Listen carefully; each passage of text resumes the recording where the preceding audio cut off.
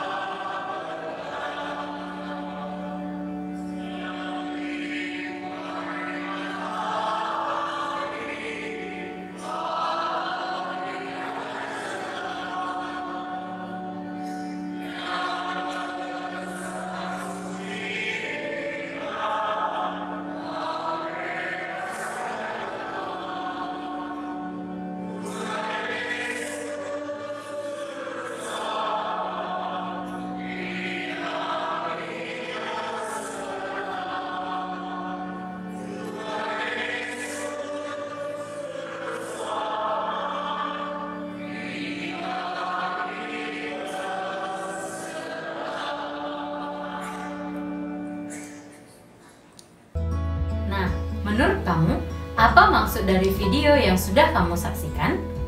Sebelum kita membahas lebih lanjut, mari kita simak materi pembelajaran kita. Bab 3. Panggilan dan perutusan murid Yesus. Dalam usaha mewartakan dan menegakkan kerajaan Allah, Yesus sejak awal mula mengajak orang-orang di sekitar. Ia memanggil para murid untuk terlibat dalam tugas yang besar ini. Para murid dipersiapkan dengan sungguh-sungguh oleh Yesus. Mereka mengalami secara langsung bergaul hidup bersama dengan Yesus. Mereka melihat dari dekat cara hidup Yesus.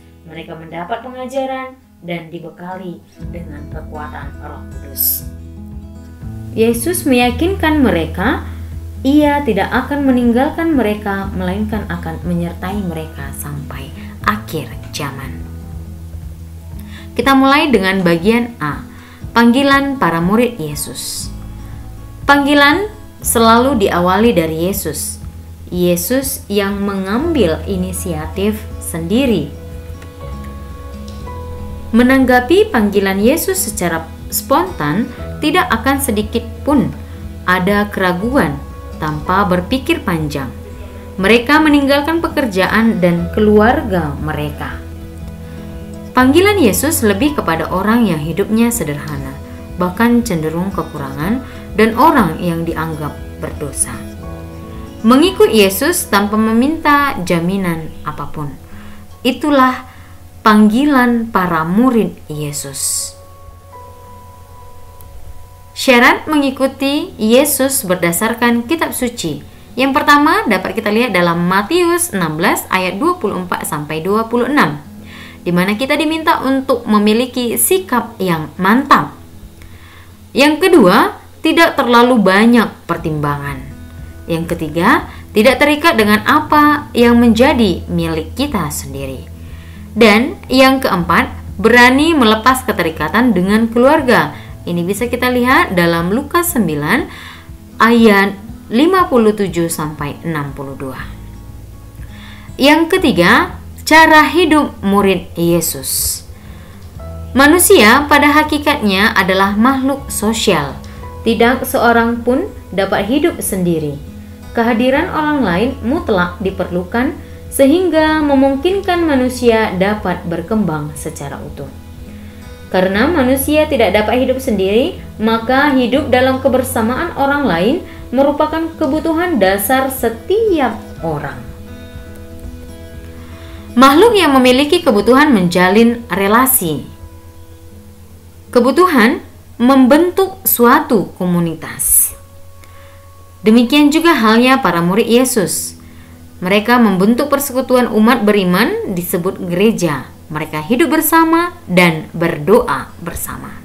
Cara hidup jemaat perdana bisa kita lihat dalam kutipan kitab suci Kisah Para Rasul bab 2 ayat 41 sampai dengan 47, dilanjutkan bab 4 ayat 32 sampai dengan 37, di mana menegaskan bahwa Roh Kuduslah yang mempersatukan mereka dalam persekutuan mereka. Setiap anggota persekutuan adalah sederajat dan mempunyai kepemimpinan yang mampu melayani dan memberi kesaksian. Mereka juga bertekun dalam pengajaran para rasul dan berkumpul di bait Allah. Secara bergilir, mereka mengadakan perjamuan kudus dan senantiasa bersukacita dan tulus hati sambil memuji Allah. Ini juga bisa kita lihat di dalam kehidupan menggereja kita ketika ada yang namanya doa lingkungan ataupun dan lain sebagainya. Tugas perutusan murid Yesus. Kita memiliki tugas perutusan. Sebagai murid Yesus, kita harus dapat mewartakan kabar gembira agar semua orang mengetahui. Yang kedua, pewartaan kerajaan Allah menjadi tanggung jawab kita bersama. Sebagai pengikut Yesus, kita juga harus bertanggung jawab atas perutusan ini. Bagaimana kita mewujudkan tugas perutusan Yesus dalam kehidupan kita sehari-hari? Yang pertama, kita setelah dibaptis, kita menjadi saksi Kristus. Mewartakan keselamatan kapanpun. Aktif dalam lingkungan ataupun paroki kita. Menjadi misdinar atau putra altar. Anggota KOR. Dirijen, lektor, pemazmur, dan pendalaman kitab suci. Kita juga bisa mengikuti pendalaman iman pada masa Advent dan juga Prapaskah. Demikianlah materi pembelajaran kita. Harapan kami, anak-anak kami semua dapat melaksanakan tugas perutusan sebagai murid Yesus. Salam SFD, Tuhan memberkati.